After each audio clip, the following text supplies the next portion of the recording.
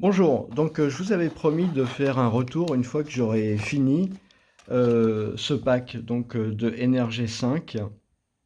Alors je vous rappelle, hein, c'est fourni par, je fais pas de la pub, hein, j'ai pas de lien d'affiliation sur, sur la chaîne YouTube. Je fais pas de pub, simplement voilà, c'est un retour. C'est pas impossible qu'un jour je fasse de la publicité ou de l'affiliation, mais en tout cas pour l'instant c'est pas le cas. Qu'est-ce que je pense de ça après avoir mangé les 9 rations? J'ai essayé de les manger dans une semaine pour voir s'il n'y avait pas un espèce de, je sais pas, de dégoût ou de choses comme ça qui s'installaient sur ce type de nourriture. Et en fait, j'étais très surpris parce que non, finalement, non, en fait, ça se mange, ça se laisse manger assez facilement tout au long de la semaine. J'aimerais quand même faire part d'un certain nombre de remarques qui m'ont été faites dans les commentaires. Alors, tout d'abord, je sais qu'il y a une personne au moins qui n'était pas nécessairement très contente parce que à l'intérieur de cet équipement, enfin de cette nourriture, vous avez de la graisse de palme. Voilà, faut le savoir. Vous avez de la graisse de palme il y a certaines personnes à qui ça pose problème. Ça, je peux le comprendre. Mais j'ai décidé de montrer en fait les différentes possibilités de nourriture. Voilà, les nourritures ne sont pas nécessairement toujours écologiques. Il faut bien comprendre que là, on est sur de l'alimentation en fait qui peut durer une vingtaine d'années, hein. C'est ce qui est donné par le fabricant. En fait, vous pouvez garder ça une vingtaine d'années. Donc c'est vraiment sur du très long terme. Maintenant, la question c'est, OK, c'est bien une vingtaine d'années, mais qu'est-ce que vous faites quand vous arrivez à 10 ans ou à 15 ans de conservation? Est-ce que vous avez un stock qui peut durer encore longtemps? Est-ce qu'il est périmé, et cetera? Bon, ça, vous voyez, c'est un peu le genre de questions qu'il faut se poser. Donc voilà, il y a la partie écologique, mais il faut bien comprendre que, voilà, en fonction des aliments, il y a toujours des aliments qui sont plus ou moins écologiques, dans leur mode de fabrication. Et d'ailleurs, pour des aliments qui durent, très longtemps, c'est-à-dire que vous pouvez stocker chez vous, je vois pas vraiment trop de solutions qui soient vraiment 100 écologiques. Je dis pas bio, hein, mais 100 écologiques, parce qu'à un moment donné, vous allez être quand même obligé de les mettre, de les conditionner dans avec un sac, un sachet particulier, comme là, bon, bah, là, c'est visiblement, je sais pas, du mylar ou quelque chose comme ça, ou du plastique. Vous allez être obligé de le mettre sous vide, et tout ça, ça consomme de l'énergie, hein, ça consomme de l'énergie, ça consomme aussi des matériaux qui sont des matériaux à l'origine à base de pétrole ou de choses comme ça. Voilà, enfin, c'est le genre de choses qu'il faut prendre en compte. Vous n'allez pas pouvoir avoir beaucoup de types d'aliments qui vont pouvoir durer des dizaines d'années en se conservant. Alors, une autre remarque qui m'a été faite, c'est que pour manger ces choses-là, il faut d'abord les laisser quelques minutes à l'air de manière à ce que d'éventuels produits chimiques puissent s'envoler. Donc je pense que la personne voulait parler des composés organiques volatiles. Alors c'est une possibilité, effectivement. Bon, j'ai pas trop été chercher dans le sujet, mais bon, c'est pas nécessairement une mauvaise idée. Il y a 2 modes de prise, en fait, hein. Soit vous pouvez le manger directement comme ça. Honnêtement, c'est ce que j'ai fait, quoi. Je me suis pas embêté à mettre ça dans de l'eau ou dans autre chose. Je les ai vraiment mangés comme ça directement, et ça se laisse manger effectivement très, très facilement. C'est vraiment, voilà. Ça peut servir dans le cas que vous emportez en trek, en randonnée. Enfin, c'est vraiment assez pratique. Euh, on m'a aussi conseillé de mélanger ça avec du lait. Donc je ne l'ai pas fait moi personnellement, je suis pas très laid, parce que, enfin je suis pas très beau non plus. Parce qu'en fait, voilà, quand on a un certain âge, je pense qu'on assimile moins bien le lait. Et donc c'est pour ça que j'ai pas fait l'essai parce que je suis pas persuadé que j'aurais bien aimé. Mais voilà, quand on est jeune, c'est probablement pas une mauvaise idée, voilà. Bon, encore faut-il avoir du lait à disposition. Là, l'avantage, c'est vraiment vous êtes pas obligé de le mélanger avec un liquide, hein. Vous êtes même pas obligé de le mélanger avec de l'eau. Donc voilà, c'est quand même, quelque chose qui est, très souple et c'est ce que j'ai bien aimé. Il faut savoir que les sachets qui sont à l'intérieur, c'est-à-dire que là-dedans, en fait, vous avez euh, les, les barres qui sont à l'intérieur, elles sont dans des sachets, mais qui sont des sachets relativement lâches, en fait, qui tiennent pas beaucoup. Donc c'est vraiment pas du tout hermétique, hein. Une fois que vous les manipulez un peu, très vite, ça se défait, en fait. Et donc, voilà. Alors, à l'air comme ça, j'avais mis le tout dans un ziploc, hein, et effectivement, ça se conserve facilement une semaine, hein, du moment où c'est dans les sachets, tout ça, en une semaine, il y a pas de gros problème.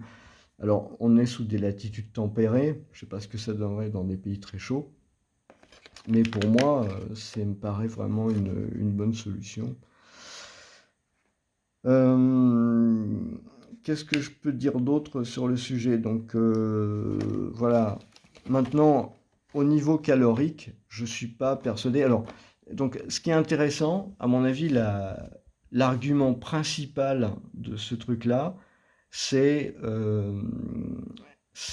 la durée de conservation. Donc, qui se compte, voilà, 20 ans, et puis peut-être probablement plus en fait, mais bon, ça c'est pas l'objet de la vidéo.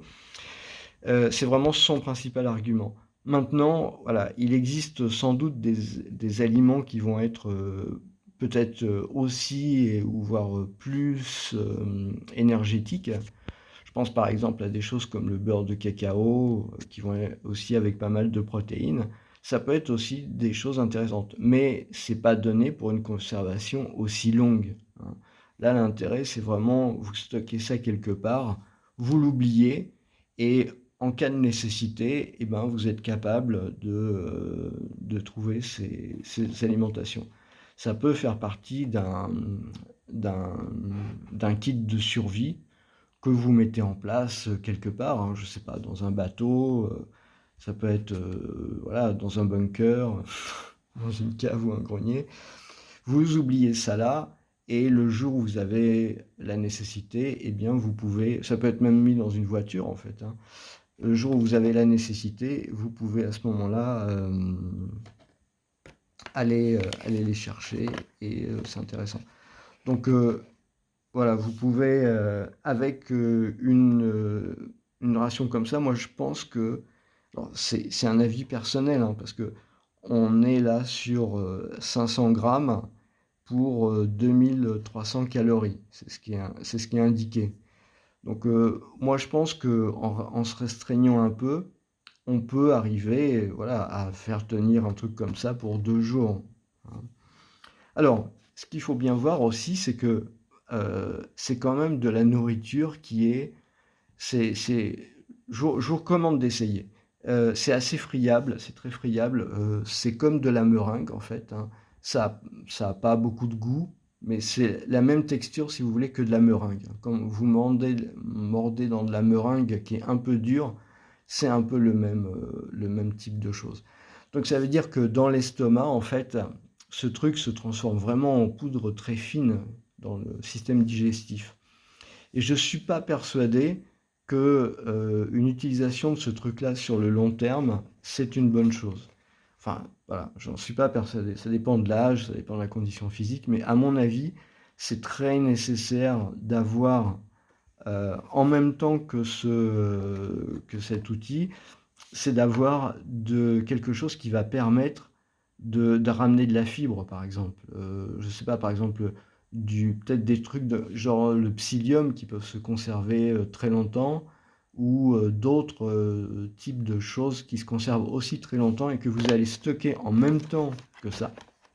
Parce que si vous dites: «Je veux faire un kit de survie et je prévois pour 20 ans», hein, et bien dans ces cas-là, il faut que vous ayez à côté, le pendant, donc je sais pas, alors éventuellement du psyllium, mais ça peut être d'autres types de nourriture qui va durer aussi longtemps, hein, mais qui va vous apporter des fibres qui sont quand même essentielles.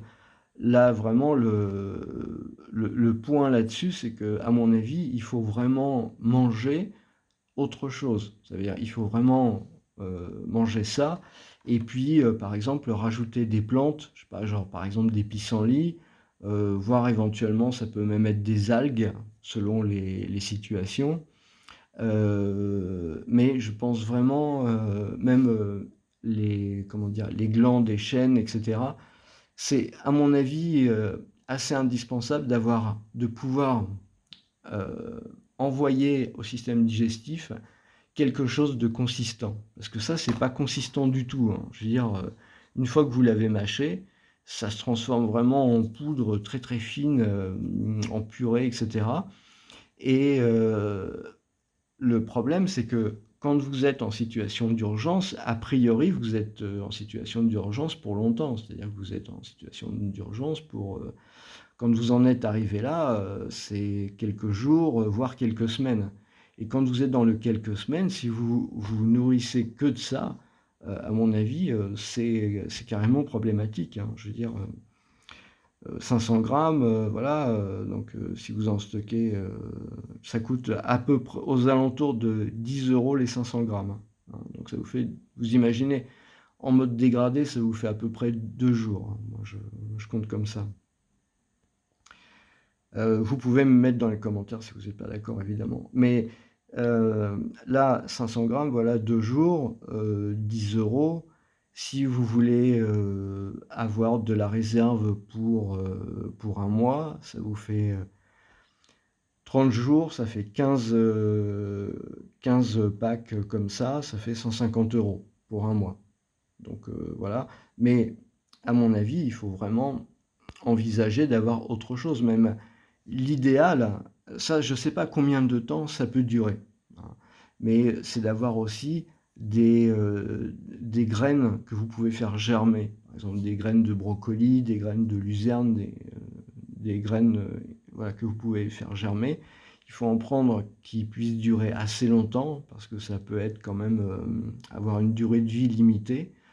Il faut que ce soit des graines, il faut que vous vérifiez qu'elles soient bien, saines et qu'elles puissent pousser, hein. C'est-à-dire, il ne faut pas qu'elles soient irradiées ou ce genre de choses-là et à ce moment-là, vous les mettez avec. Mais là, par contre, pour le coup, ça va peut-être nécessiter un roulement tous les 1 ou 2 ans. Mais cela dit, faire rouler des graines, c'est pas très difficile parce que vous pouvez faire comme ça des salades en graines, germées, au long de l'année. Donc, ça, c'est vraiment pas du tout un problème. Mais voilà, ça vous permet d'avoir une alimentation qui est quand même variée parce que, même si franchement c'est vraiment pas difficile à manger sur le long terme, hein, c'est-à-dire qu'il y a pas de phénomène où on se dit: «Ah finalement j'en ai marre de manger ça, c'est pas bon». Mais si vous mangez que de ça à 100, bah, ouais, là ça risque d'être un peu difficile et en termes de digestion, c'est pas vraiment l'idéal. C'est-à-dire qu'à un moment donné, il faut que de ce côté-là, ça marche, sinon, c'est aussi très problématique. Voilà, donc je pense avoir fait à peu près le tour de la question sur ce type de choses. Il n'est pas impossible qu'à l'avenir, je fasse, le même type de vidéo sur d'autres produits de cette gamme. Mais il y a des gens des gens qui font d'autres, packs un peu dans ce goût-là, je pense à Seven Ocean, je crois. Donc, voilà, j'essaierai de me procurer ce genre de choses et puis de vous faire des vidéos sur le sujet. Voilà, je vous remercie, à plus.